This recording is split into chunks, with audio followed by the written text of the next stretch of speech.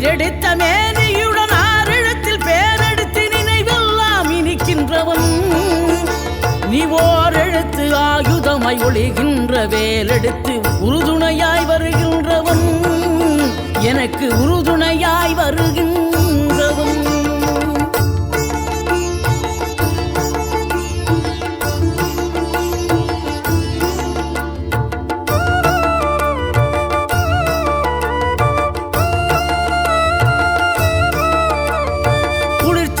தென்றலிலே மகிழ்ச்சியுடன் விண்ணதிலே பறக்கும் உந்தன் சேவர் கொடிய